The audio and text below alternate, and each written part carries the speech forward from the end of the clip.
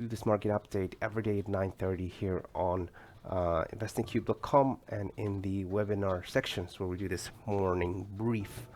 If you have any questions, you just want to say hello, you're most welcome to just use the chat box to say hello.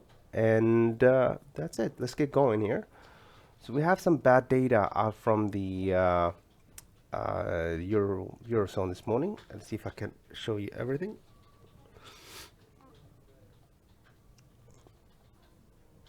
And let me see here, got stuck. So we have Euro manufacturing PMI, which printed 45.6, which was lower than the 47.7 projected, and also lower than the prior reading. You can see the numbers here going down, which is an indication really that the manufacturing sector is contracting. Now, usually the manufacturing sector in any economy tends to contract, and that could easily lead a contraction in services.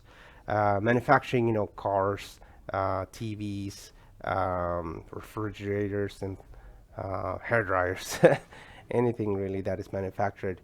And these big ticket items are obviously reduced first in spending, and late at the very end, you sort of stop going to, everybody will still probably go to get a haircut, but services in general are being reduced at a later stage. So that's why people focus a lot on the manufacturing sector.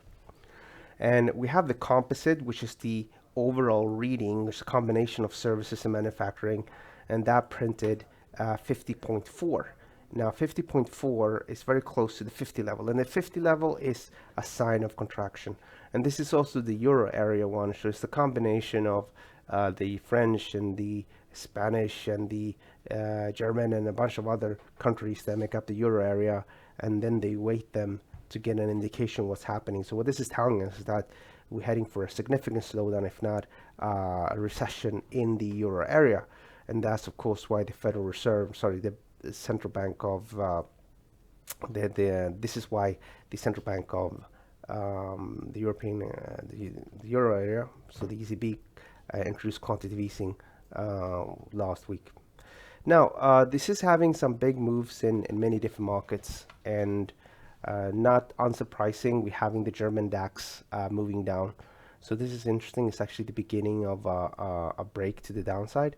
This is a rectangle. The market is trading size between this high, a double top, then two lows. So you got double bottom. So this little pattern by itself suggests that if we have a daily close below this low, which is quite likely given the bad economic data, then the market should be able to go down to something like 12,100. It might of course bounce, so it usually does that. Might go up a bit, but in general, as long as you trade below last week's high, which is up here, then we're dealing with a downtrend. And we could potentially go down to this target and then potentially lower.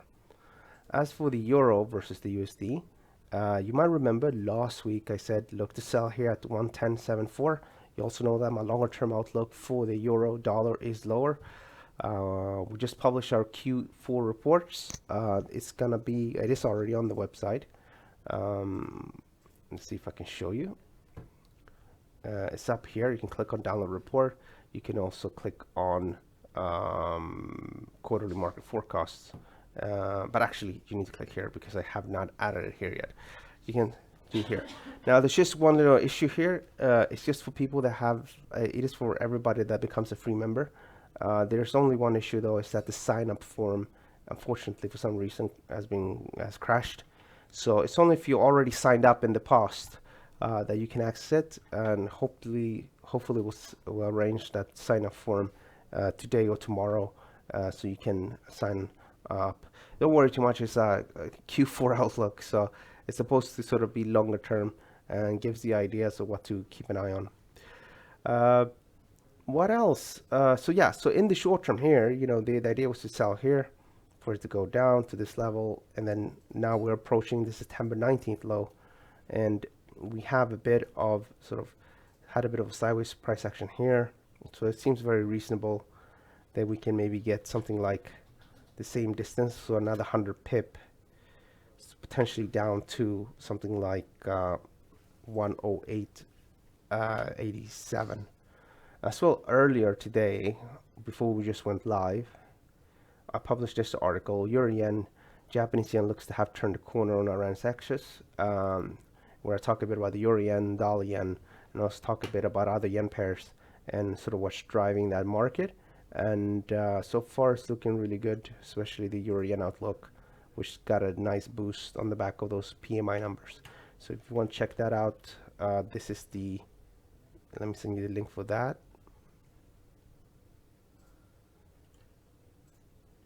There you go. As well, don't forget to stay on top of everything we do by following us via Telegram or Twitter. So what about the euro then? Well, unfortunately, you're a bit too late to the party if you didn't short here already. I think you would need to look at other pairs where potentially you can get a position on. The idea was to sell up here. And I think if you are short from this level, again, you can probably keep it to maybe the September 2019 low if you wanted to. Maybe see if we can go a little bit lower, but I think down here that would be a good little profit target area. And then if it settles down here today, then tomorrow on a bounce to the highs, one could potentially sell. There's always some bunch of combinations you could do if you really wanted to. If you flip to a 30-minute, you can see that the trend is bearish below this level. So maybe if we do go up to maybe 109.93, you could sell there as well. We'll stop just above. But it's so short term that I don't really focus too much on that anymore because I'm looking for consistency. Now this is the GBP versus the USD, and this is the time to buy if you're really bullish and you think we're going to continue to go upwards. I personally think that we're not out of the woods in regards to Brexit yet. I think we're going to have a delay in Brexit. I also think that we might have a general election, and I think the situation is going to be very, very different after the general election, with the Brexit party being quite big and the Lib Dems as well being quite big, and Labour and Conservatives both being smaller than before. So I think that's just going to create more political turmoil. And I think in general what's happening here is that the UK society is very fragmented with, there was such narrow win for people voting to leave, at least seen percentage-wise. And I think the society by itself continues to be very fragmented. So I don't think we're going to, we're not ready yet to have any nice resolution here. Might have a deal, of course, that can cause things to move upwards. Technically, it's perfectly fine to be long from here with stops at 23.85, but take this out, and I think the bigger picture would have turned bearish at that point. So if we take out this level, probably go down, up, and then down.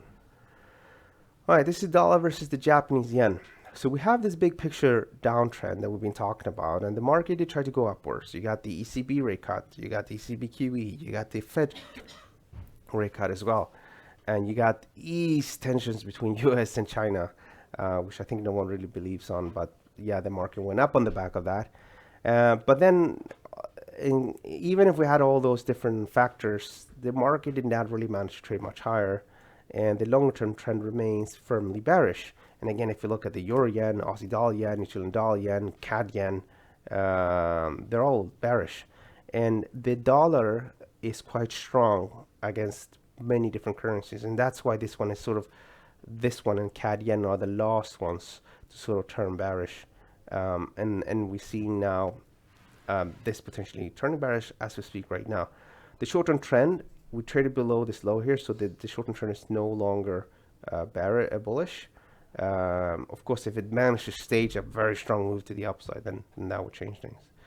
But I think now I'm comfortable just saying, okay, the trend is bearish below that level, and this is the break as well. So there's nothing wrong if you want to trade longer term, selling here with stops on the high if you wanted to do that. I think in general, as long as trade below this level, we're dealing with the downtrend here. If you're looking for a little pullback, I think this should be it. And then we're looking for, I think eventually sort of a retest of the lows down here. Let's focus on crude. So this is crude oil. Let's actually focus on West Texas. I think this is better. So this is West Texas, and West Texas is still limited by its downtrend like that. Get a high, high, and a high. This looks a bit like a ascending triangle. So if we do take out 59.42, things will turn bullish again. And it would also be a second breakout above this triangle. Not sure if it's going to do this right now, because what people were looking at, they're looking at two things. The likelihood of war between US and Iran, or just general war, that would potentially send prices much higher. So you need to be paying attention to that. Then you have the other thing, which is the economic slowdown we're seeing now in Europe. So that suppresses demand. The other one disturbs supply. I think today, because we don't have any news on Iran and the US, it will probably be a bit boring, but you can keep an eye on this. And depending on what actually happens, we might have a bullish breakout. If not, people are going to focus on the supply demand side, which is weakness in Europe, and that could potentially cause this market to go down. And if we do take out 57.63, I think we can have a bit of a negative reaction, and we might close the whole gap at that point. Gold prices. So we talked about buying gold here, down here, as you know, and the market has bottomed out from that level. And if you long, you should be up with a 1 to 3 times risk reward ratio. I think the way things are going right now, we might go a little bit higher. You have a little triangle here that gives you a target of 1544, and then you just have the next major high, which has a target up here. In the longer run, as you know, I have a target of 1600 and 1700. And stock markets, we already covered those ones. Okay, let's see if you guys have any questions. Good morning, Nikos. I hope you're having a good morning today. Okay, so it looks like we don't have any questions. I think we're going to wrap things up. I need to put on some positions myself and strategize exactly which of all these different markets to trade. Just bear in mind, I look at much more currency pairs. I look at much more combinations to find sort of the perfect match, given the economic situation, or all the technicals and the macroeconomic situations. All right, I'm gonna wrap things up. I'll let you know, guys, as well. But keep an eye if you about on the sign up form. I talked with the developer. Should hopefully be done today. It will allow you to sign in and download the report. We also have another person joining us here. I think is Karamarat. Thank you so much for joining us, and I'll see you guys tomorrow. Don't forget to like the video. Thank you, and bye.